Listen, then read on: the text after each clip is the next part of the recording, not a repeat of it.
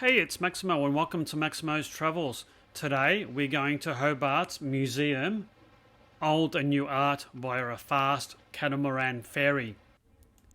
We check out the museum and try and make sense of all the modern art. The museum, otherwise known as Mona, had thousands of exhibitions. Some made sense, some certainly didn't. We rode the ferry back to Hobart and checked out the boats from the Sydney to Hobart race and the Melbourne to Hobart race. We had dinner and a little bit of a flutter at Hobart's Wrest Casino. Then, as we headed home, was caught in a monumental summer storm. Join me.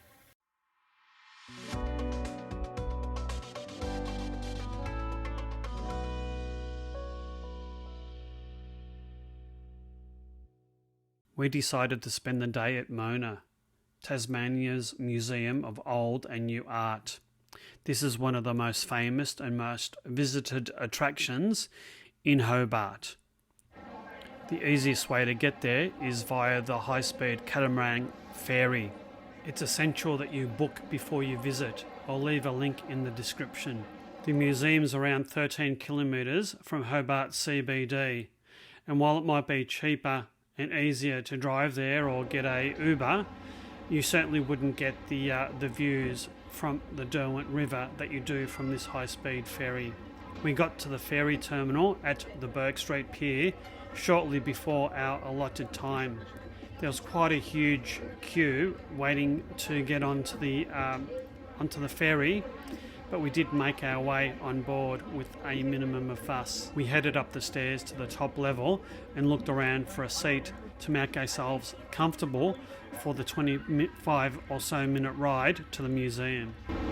Please take care moving around, use the handrails we're provided, especially on those stairs, and please be very careful through the doorways. Very important for those of you with children close by to please keep them very close by and monitored inside of all the railings. Please follow your cruise instructions.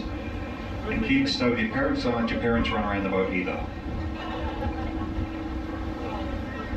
Toilets upstairs and down. We are a non-smoking vessel. The bar is open for business. Folks, hot drinks, cold drinks, hard drinks, soft drinks, everything in between. Never too early for beers on boat, I would reckon. Got one in front of me now.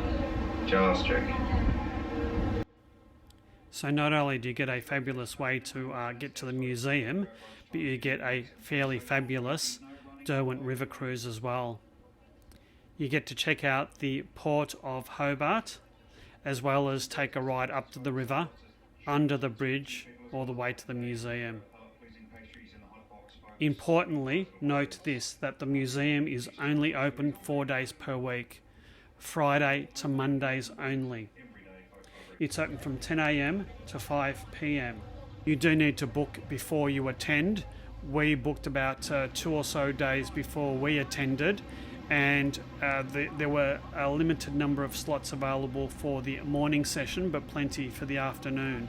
So my advice would be to book fairly early to avoid any disappointments. The cost of the museum ticket is $38 per person for an adult. The cost of the ferry return ride is $28 per person for an adult, making it a total of 66 Australian dollars. Quite a reasonable value proposition, I think. It was quite a cloudy and overcast day, but I just think it made the vistas even more spectacular and dramatic. Certainly Hobart is a very picturesque town or city to visit.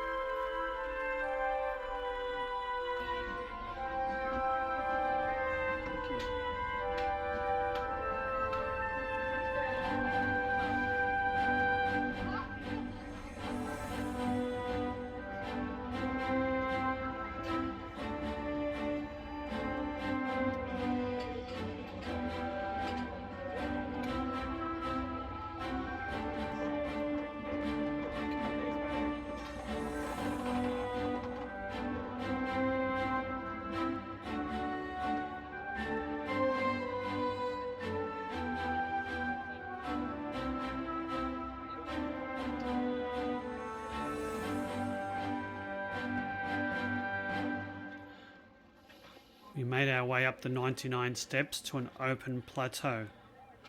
This plateau was very, very intriguing. It had quite a few art installations, and we wandered around up here before we went into the museum proper. And I'm not sure what these two dudes were doing, but I guess this is modern art. I don't understand it.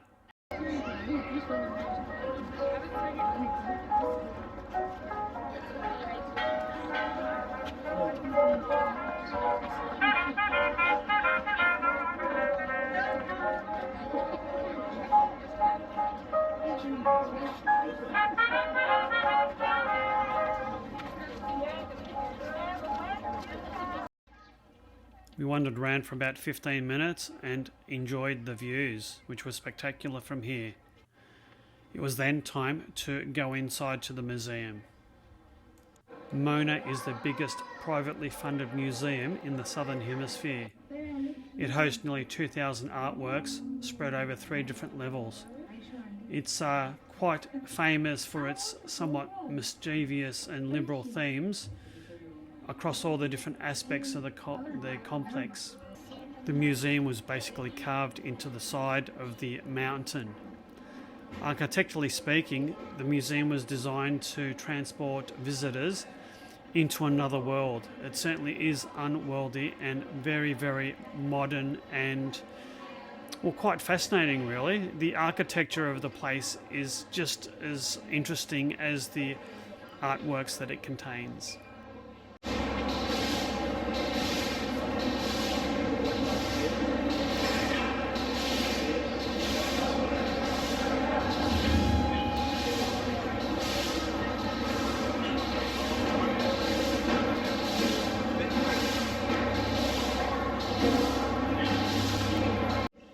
I'll show you some examples of the exhibits in the museum. You can be the judge of whether you like them or not.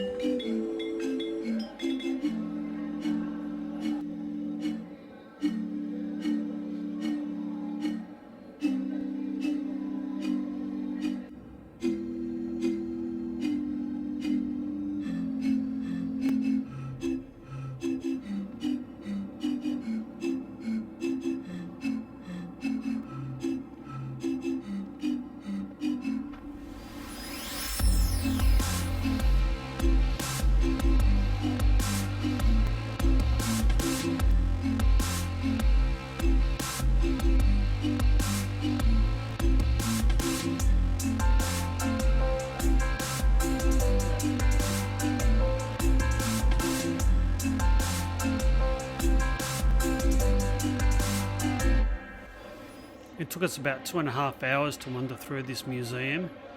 We had a coffee and a bite to eat at this funky bar cafe. It was the most unusual, challenging, visually stunning museum I've ever been to. If you want to come, I'd suggest you at least allow a minimum of 3 hours to tour the museum and an hour to and from. The museum's suitable for all ages. I would highly recommend coming here. It's an attraction if you're visiting Hobart that shouldn't be missed. We made our way down the stairs to the wharf to catch the catamaran ferry back to the Hobart CBD. There weren't as many people on the ferry on the way back. My advice would be don't leave it to the last 1 or 2 ferries because they might be quite packed. We found a seat and settled in for the 25-minute ride back to the Hobart CBD. Our return journey wasn't quite as overcast or windy as the journey there. We made good time and soon we were on the wharf. We had a look through the Brooke Street Pier. There was a bar, a number of shops, a couple of tourist traps selling souvenirs and whatnot, and a couple of cafes and eateries. We had a good look around, but we didn't stop. Some of the racing yachts from the Sydney to Hobart race were arriving in Hobart. We decided to go to the Elizabeth Street Pier and Constitution Dock to check them out. I was amazed at how many boats there were there and how big the super maxi racing yachts were. They were absolutely enormous, wide, long, tall. I was also quite surprised at the sheer number of people that had come to check them out. Yes, well, there she is. She's firmly in the river, good breeze, nice asymmetrical spinnaker doing the job for her as she comes towards the finishing line. She's probably got about 8 miles to go, and she stepped away from the live coming across Storm Bay. We also went and checked out some of the boats that had arrived from the Melbourne to Hobart race. These boats were a lot smaller as they had a lot less distance to cover. We then made our way back to the hotel for a bit of a rest. Later that night. After a bit of a rest at the hotel, we decided to go to Hobart's Wrest Point Casino. The Wrest Point Casino is about 5 or 6 kilometres from the hotel we were staying at. It was a $10 to $15 each way trip via an Uber. We made our way to the dining area, ordered some drinks and some food. I always like going to casinos when I'm travelling. The food is pretty good value and pretty good quality, and the drinks are quite affordable. It's a good place to go if you want to save money, as long as you don't have too much of a flutter while you're there, of course. I went to Carvery and got some beef and chicken with roast vegetables, while Joe ordered a vegetarian curry. Both were very, very nice. The meal with a round of drinks cost around about $55, $60. Pretty reasonable value. The dining area on the ground floor was really big and really full. I guess other people thought it was pretty good value too. Service was really quick. It didn't take us long to finish. After dinner, we had a little bit of a walk around the gardens and boating marina area of the casino and its surrounds. The casino opened in 1973 and it was Australia's first legal casino. At the time it caused quite a bit of controversy, but it did lead to quite a surge in tourism to Hobart and Tasmania. The hotel tower is 17 floors and it's still Hobart's tallest building. It also has a revolving restaurant on the top floor. I've stayed at this casino hotel once before for a conference a few years ago. While a little bit old, it is a great place to stay, but it's just a little bit too far from all the major attractions in Hobart, and I much preferred the location of the hotel Ibis Styles that we were staying at. We went to the casino, had a couple of drinks, and I had a little bit of a flutter. Sadly, I didn't win anything. We finished the night at around about 9:30 p.m. There was still a little bit of light in the sky. We went out onto the main foyer and was met with a monumental summer downpour. It took about 2 minutes for us to get an Uber back to our hotel. It was yet another perfect day in Hobart. I do hope you've liked this video. If so, please hit that like and subscribe button and hit that notify bell so you'll be notified of all my future videos. If you'd like to support my channel, please consider buying me a coffee. Until our next adventure, take care and bye now.